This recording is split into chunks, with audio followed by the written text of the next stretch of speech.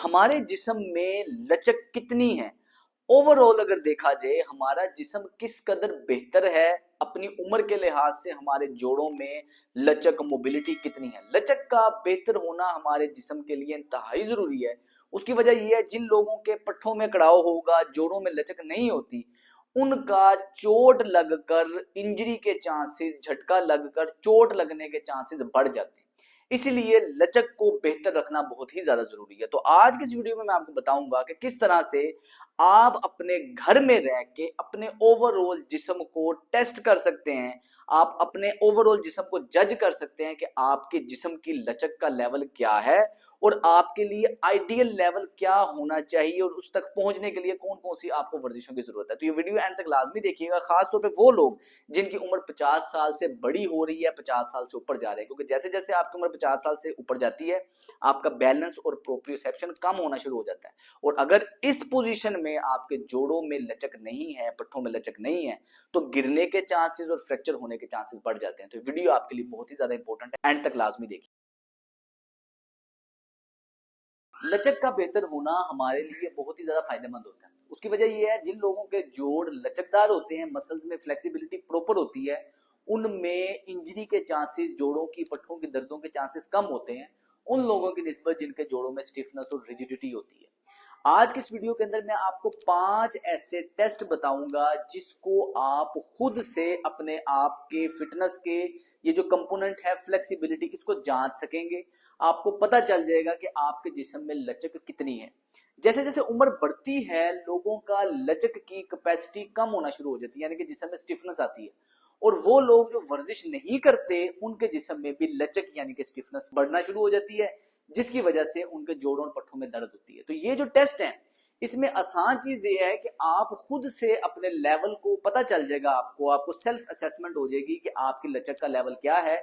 और इस वीडियो के एंड में मैं आपको बताऊंगा कि किस तरह से आप अपने लचक को बेहतर बना सकते हैं, अपने जिस्म की फ्लेक्सिबिलिटी को बेहतर बना सकते हैं। और आने वाला टाइम आपका, जैसे जैसे आपकी उम्र बढ़ेगी, आपके पट्टों में दर्दें वगैरह भी कम होंगी अगर आपके जोड़ों में फ्लेक्सिबिलिटी प्रॉपर है। तो इस वीडियो को शुरू करने से पहले आपने ये चीज समझ लेना है, टेस्ट परफॉर्म करने से पहले, कोई भी टेस्ट करते हुए अगर आपको दर्द हो रही है तो आपने उस मूव को रिपीट नहीं करना, जबरदस्ती नहीं करनी, टेस्ट के शौक में दर्द नहीं निकलवा लेनी। तो बिल्कुल आपने कंफर्टेबल पोजीशन में रह के टेस्ट करना है, परफॉर्म करना है, और आपकी दर्द बढ़नी नहीं चाहिए। सबसे पहला जो टेस्ट है इसे कहते हैं टो टचिंग, मतलब आपने अपने हाथों से अपने पांव को टच करना है। अब टच इस तरह करना है कि सबसे पहले तो आपने ये चीज ज़हन में रखनी है कि सारे टेस्ट के लिए एक ही क्राइटेरिया स्कोरिंग का, यानी कि अगर आप पूरा परफॉर्म कर लेते हैं तो 3 स्कोर मिलेंगे, अगर आप पूरा नहीं कर पाते लेकिन पूरे के पास पास हैं तो 2 स्कोर मिलेंगे, लेकिन अगर आप फेल हो जाते हैं करने में तो आपको 1 स्कोर मिलेगा। आपको फेल में हम 0 नहीं दे रहे, आपकी मैडम 0 देती होंगी, हम आपको 1 नंबर देंगे। तो ये आपने स्कोरिंग क्राइटेरिया याद रखना है, और आपने अपने पास कोई बॉल पॉइंट, कोई कागज पेंसिल रख लेनी ताकि आप अपने नंबर्स को नोट कर सकें। पहली एक्सरसाइज है टो टचिंग। किस तरह पता चलेगा आपका, अगर तो प्रॉपर फ्लेक्सिबिलिटी है, टांगे आपकी बिल्कुल सीधी होनी चाहिए, कमर सीधी होनी चाहिए, इस पोजीशन में आपने अपनी हाथों की उंगलियों को पांव के साथ टच करना है। अगर तो आपकी टांगे बिल्कुल सीधी हैं, आप टच कर लेते हैं, ये पूरे 3 नंबर है, यानी कि 3 स्कोर मिले। कॉपी पे टेस्ट 1 3 स्कोर लिख लेंगे, आप 3 नंबर लिख लेंगे अपने, अगर आप इस तरह कर सकते हैं। लेकिन अगर आप पूरा नहीं टच कर पाते, बस यहां तक पहुंचते हैं, या आपके घुटने फोल्ड हो जाते हैं, तो इसको आप कहेंगे 2 स्कोर। ये फ्लेक्सिबिलिटी तो है लेकिन पूरी नहीं है, थोड़ा सा दूर रह जाता है, इसको आप 2 स्कोर कहेंगे और 2 स्कोर लिख देंगे। लेकिन अगर आप बेंड नहीं हो पाते, इससे नीचे नहीं जाया जा रहा, घुटने फोल्ड हो जाते हैं, घुटने सीधे नहीं रह पाते, तो इसको आप 1 स्कोर करेंगे, मतलब आप फेल हो गए। ये है पहला टेस्ट। सारे टेस्ट मैं आपको एक सीक्वेंस में बता दूंगा, इसके बाद मैं आपको बताऊंगा कि आपने किस तरह से अपने टेस्ट स्कोर को इंप्रूव करना है। पहले टेस्ट का स्कोर आपने लिख लेना। दूसरा टेस्ट है, आपने अपने एंकल की मोबिलिटी चेक करनी है, और एंकल की मोबिलिटी से आपकी फ्लेक्सिबिलिटी चेक होगी कि आपकी पिंडलियों में कितनी फ्लेक्सिबिलिटी है। इसका तरीकाकार ये है कि इसमें सबसे पहले जो 3 स्कोर वाला क्राइटेरिया है वो ये है कि आपने मुक्का बनाना है और उंगली इस तरह अंगूठा अपना बाहर निकालना है, दीवार के साथ रखना है, और जो इसका एंड पॉइंट बनता है ना, इतने फासले पे आपने रखना है। ये तकरीबन 5 से 6 इंच का फासला है, ठीक है, 6 इंच का फासला होगा। इस पे आपने अपना पांव रखना है, ये लेफ्ट वाला पांव है मेरा, दूसरी टांग सीधी होगी, और आपने एड़ी को उठाए बगैर घुटने को दीवार के साथ टच करना है। ये मैंने टच कर लिया, एड़ी नहीं उठनी चाहिए। एड़ी को उठाए बगैर घुटने को दीवार के साथ टच किया। अगर तो मैं ये टच कर लेता हूं तो इसका मतलब है 3 स्कोर मिले। लेकिन अगर मैं आगे नहीं जाया जाता, आगे जाता हूं तो एडी उठ जाती है टच करने के लिए, तो ये 3 स्कोर नहीं। अच्छा, अगर तो पूरा नहीं जाया जाता, अब क्या करेंगे हम, आने दोनों साइड्स पे टच चेक कर लेना कि दोनों साइड्स का स्कोर क्या है। ठीक है, दोनों मेरा बराबर चल रहा है, 3 स्कोर हो गया। अब अगर 3 में आपकी एडी उठ जाती है, दूसरा तरीका यह है कि आपने अंगूठा नहीं खड़ा करना, मुट्ठी बनानी है, दीवार के साथ रखनी है। अब जो फासला है ये तकरीबन 4 इंच का फासला है, तकरीबन 3.5-4 इंच का फासला। इस पे आपने पांव का नाखून रखना है। अब आपने घुटने को आगे की तरफ लेके जाना है। अगर तो आप टच कर लेते हैं 2 स्कोर, दोनों साइड पे टच कर लेते हैं 2 स्कोर। ठीक है, ये 2 स्कोर तभी जाएंगे जब आप पहला वाला नहीं कर सकेंगे, कि आपके 3 ना हो सके। लेकिन अगर आप ये भी नहीं कर सकते, 2 पे भी नहीं आपका जाता, इस पे भी एडी उठ जाती है, तो इसको आप अपने आप को 1 स्कोर देंगे। दोबारा समझे, अंगूठा खड़े के साथ कर लेंगे, एडी उठे बगैर दीवार के साथ घुटना टच हो जाएगा, 3 स्कोर मिलेंगे। अगर नहीं 3 स्कोर आ रहा तो फिर आपने अंगूठा बंद करके खाली मुट्ठी का फासला रख के फिर मैयर करना है। प्रॉपर कर लेंगे 2 स्कोर मिलेगा। लेकिन मुट्ठी के साथ भी अगर प्रॉपर नहीं कर पाएंगे तो 1 स्कोर आपने देना है। इसका मतलब ये है कि आपकी काफ की पिंडलियों की फ्लेक्सिबिलिटी कम है। अब चूंकि ये दोनों पांव पे हम कर रहे थे, ऐसा हो सकता है किसी की एक टांग पे 3 स्कोर बने, एक टांग पे 2 स्कोर बने। आपने दोनों का एवरेज ले लेना है। एवरेज मतलब एक टांग पे अगर दोनों पे 3-3 है तो इसका एवरेज दरमियान में क्या बनेगा 3, यानी कि दोनों को जमा करके 2 से डिवाइड कर देंगे 3 बनेगा, तो आपने 3 स्कोर लिख लेना है। अगर एक का 2 है, एक का 3 है, तो ये इसका आधा क्या बन गया, 5 का आधा क्या बना 2.5, आपने 2.5 स्कोर लिख लेना। और अगर दोनों का 2-2 है तो उसका आधा क्या बना, उसका आधा 2 बना, आपने 2 लिख लेना, दोनों की एवरेज लिखनी है। तीसरा टेस्ट है जी शोल्डर एक्सटर्नल रोटेशन। आपने इस पोजीशन में खड़े होना है, अपने कंधे के लेवल पे कोहनी को रखना है इस पोजीशन में।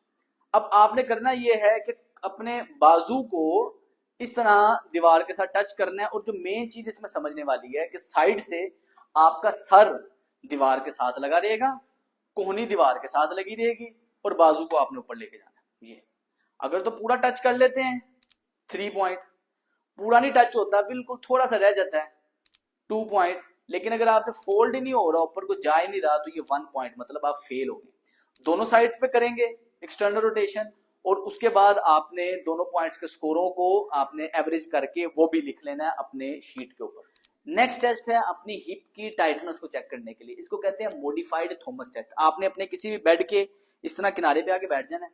अब ये मेरी राइट लेग है, मैं अपनी राइट लेग की हिप की टाइटनेस को चेक कर रहा हूँ, अपने राइट लेग के हिप फ्लेक्सर को चेक कर रहा हूँ। मैंने क्या करना है, अपनी लेफ्ट लेग को इस तरह पकड़ लेना है, ठीक है, और अब इस पोजीशन पे पीछे लेट जाना है। ये मैंने ऑफिस में हूँ, टाइट पैंट पहनी है, घर में आपने कंफर्टेबल कपड़े पहनने हैं, कपड़े टाइट नहीं होने चाहिए।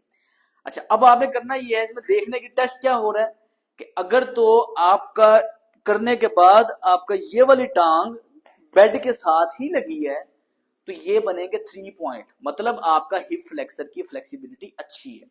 लेकिन अगर ये हल्का सा ऊपर रहता है, इसके साथ टच नहीं करता, आपको इसको कहेंगे 2 पॉइंट मिले।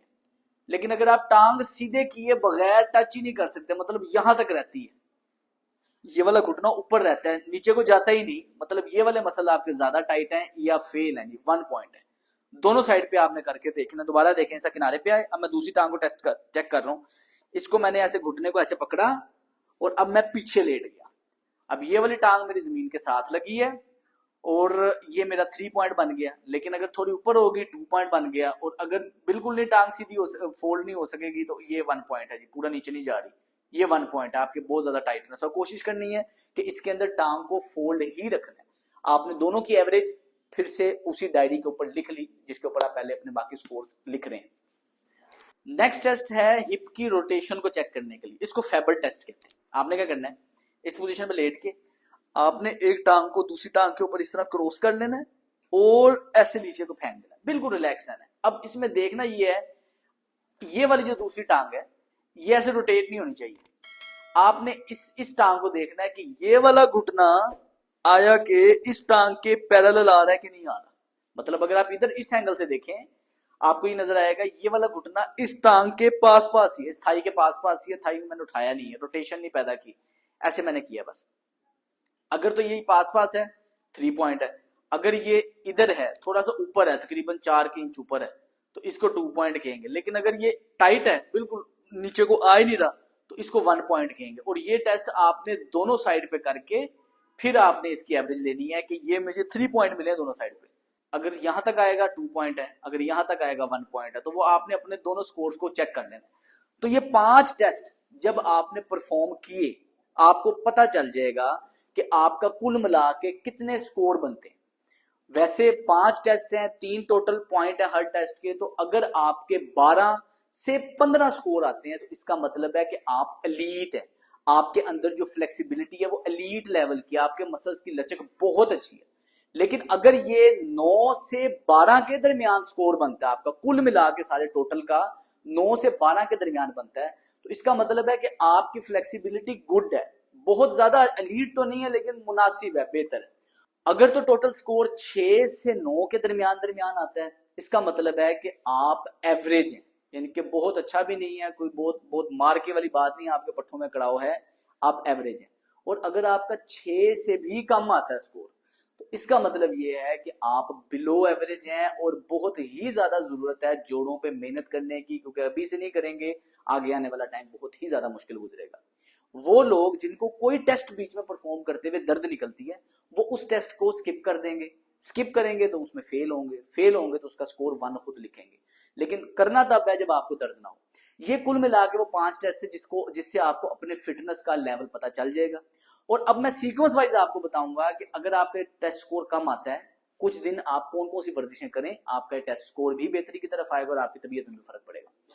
सबसे पहला टेस्ट जो था उसमें अगर आपके स्कोर कम है तो उसको बेहतर बनाने के लिए आपको अपने हैमस्ट्रिंग के मसल्स की फ्लेक्सिबिलिटी पे काम करना पड़ेगा। उसका तरीका ये है किसी भी कुर्सी पे बैठ के बिल्कुल कंफर्टेबल बैठना है, थोड़ा सा किनारे पे आ जाना है, एज पे आ जाना है। अब आपने अपने टांग को सीधी करनी है, सीधी करने के बाद आपने क्या करना है, कमर बिल्कुल सीधी रहेगी, सीना बाहर निकलेगा, कमर का खम बेहतर रहना चाहिए और आप इस पोजीशन में आगे को झुकेंगे। कमर बेंड नहीं करनी, बेंड करेंगे तो वो कमर की स्ट्रेचिंग हो रही है, कमर सीधी रहेगी, हल्का सा आपने आगे झुकना है, एक टांग फोल्ड है एक टांग सीधी है और पंजे अपनी तरफ नहीं खींचना, पंजा सीधा ही रहेगा।